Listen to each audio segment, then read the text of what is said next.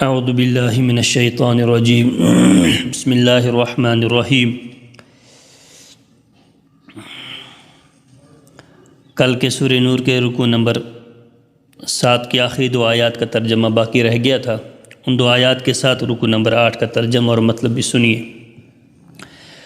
بسم اللہ الرحمن الرحیم۔ ان الذین یحبون ان تشیع الفاحشۃ فی الذین آمنوا لهم عذاب علیم فی الدنیا والآخرہ واللہ یعلم وانتم لا تعلمون۔ ان الذین یحبون ان تشیع الفاحشۃ فی الذین آمنوا لهم عذاب علیم فی الدنیا والآخرہ۔ یاد رکھو جو لوگ یہ جانتے ہیں، یحبون جو یہ چاہتے ہیں، جو لوگ یہ چاہتے ہیں کہ ایمان والوں میں بے حیائی پھیلے، ان کے لیے دنیا اور آخرت میں دردناک عذاب ہے، اور اللہ جانتا ہے اور تم نہیں جانتے۔ وَلَوْلَا فَضْلُ اللَّهِ عَلَيْكُمْ وَرَحْمَتُهُ وَأَنَّ اللَّهَ رَءُوفٌ رَحِيمٌ۔ اور اگر یہ بات نہ ہوتی کہ اللہ کا فضل اور اس کی رحمت تمہارے شامل حال ہے، اور اللہ بڑا شفیق بڑا مہربان ہے، تو تم بھی نہ بچ پاتے۔ یا ایھا الذین آمنوا لا تتبعوا خطوات الشیطان ومن يتبع خطوات الشیطان فإنه يأمر بالفحشاء والمنکر ولولا فضل اللہ علیکم ورحمتہ ما زکا منکم من احد ابدا ولكن اللہ یزکی من یشاء واللہ سمیع علیم۔ یا ایھا الذین آمنوا لا تتبعوا خطوات الشیطان، اے ایمان والو تم شیطان کے پیچھے نہ چلو، اور اگر کوئی شخص شیطان کے پیچھے چلے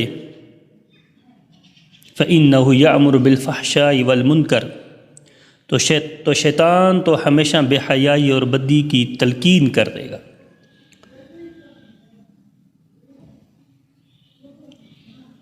اور اگر تم پر اللہ کا فضل اور رحمت نہ ہوتی تو تم میں سے کوئی بھی کبھی پاک اور صاف نہ ہوتا۔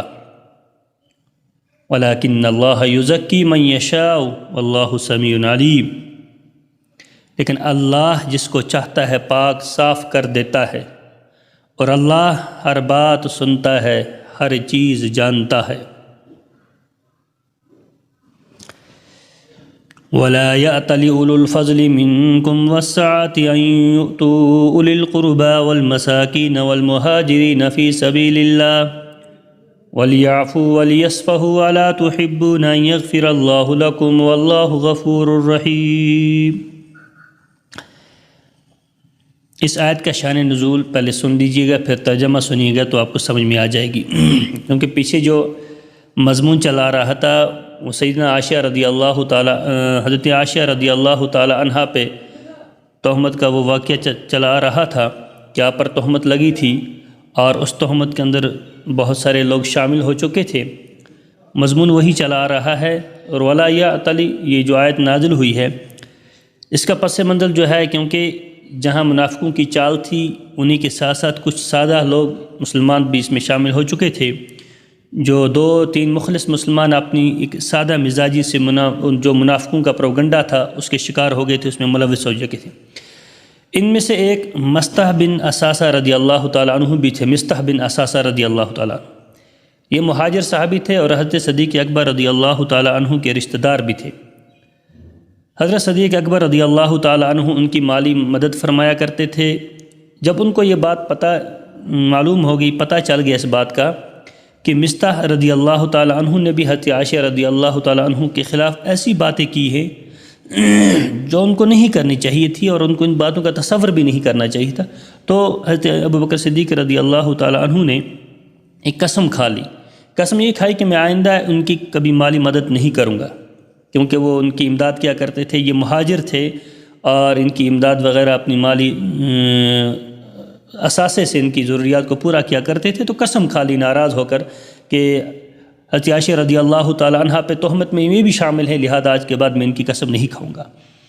ادھر حضرت مستح رضی اللہ تعالیٰ عنہ سے غلطی ضرور ہوگی تھی، لیکن پھر انہوں نے سچی دل سے توبہ بھی کر لی، تو جب توبہ کر لی تو اللہ تعالیٰ نے ان کی توبہ کو قبول کر لی، اس لیے اللہ تعالیٰ نے اس آیت میں متنبی فرمایا ہے کہ ان کی مالی مدد نہ کرنے کی قسم کھانا جو حضرت ابوبکر صدیق رضی اللہ تعالیٰ عنہ نے کی تھی یہ درست نہیں ہے۔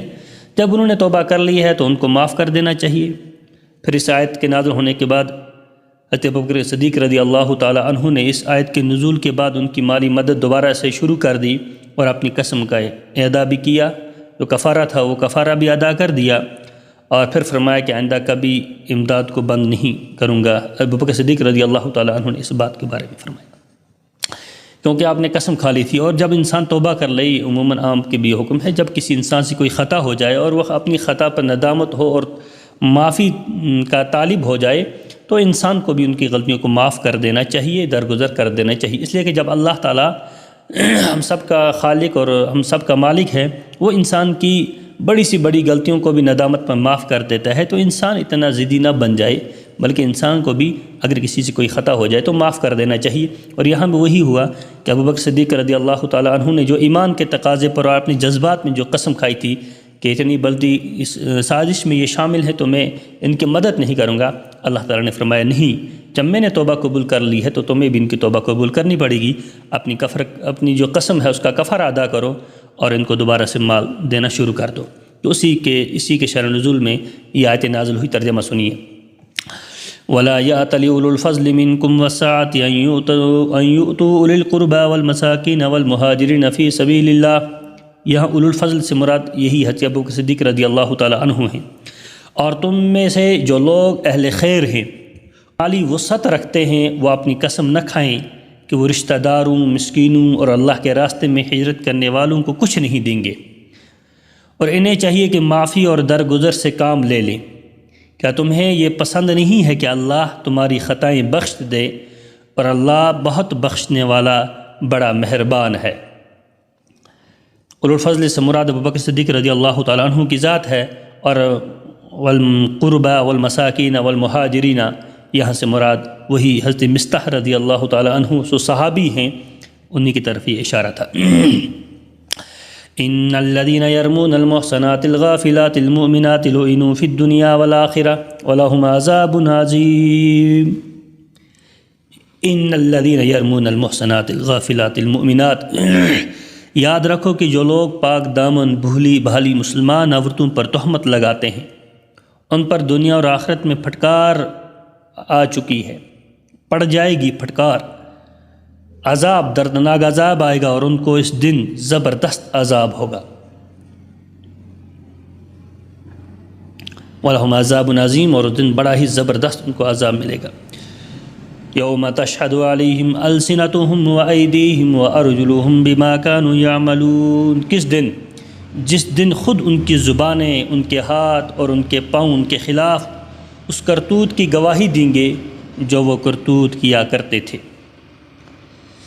يَوْمَئِذٍ يُوَفِّيهِمُ اللَّهُ دِينَهُمُ الْحَقَّ وَيَعْلَمُونَ أَنَّ اللَّهَ هُوَ الْحَقُّ الْمُبِينُ، اس دن اللہ ان کو وہ بدلہ پورا دے گا جس کے وہ مستحق ہیں، اور ان کو پتہ چل جائے گا اللہ ہی حق ہے اور وہی ساری بات کھول دینے والا ہے۔ الخبیثات للخبیثین والخبیثون للخبیثات والطیبات للطیبین والطیبون للطیبات اولئک مبرؤون مما یقولون لهم مغفرۃ ورزق کریم۔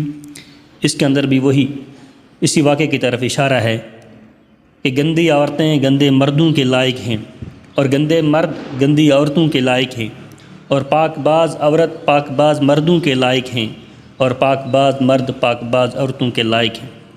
یہ پاک باز مرد اور عورتیں ان باتوں سے بالکل مبرہ ہیں جو یہ لوگ بنا رہے ہیں، ان پاک بازوں کے حصے میں تو مغفرت ہے اور باعزت رزق ہے۔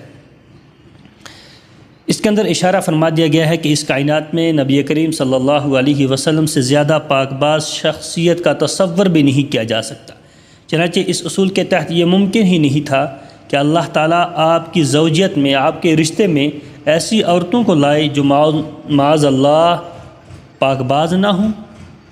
کوئی شخص اسی بات پر غور کر لیتا تو اس پر تہمت لگانے کی حقیقت واضح ہو جاتی۔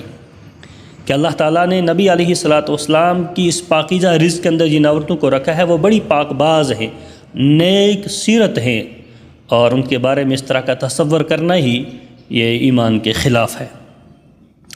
مما یقولون لہم مغفرۃ ورزق کریم، تو اللہ نے ان کے لیے مغفرت بھی رکھی ہے اور ان کے لیے ایک پاک باز عزت بھی رکھی ہے، رزق کریم، باعزت رزق ان کے لیے رب نے رکھی ہے۔ بس کیجیے گا ایک رکوع ہے۔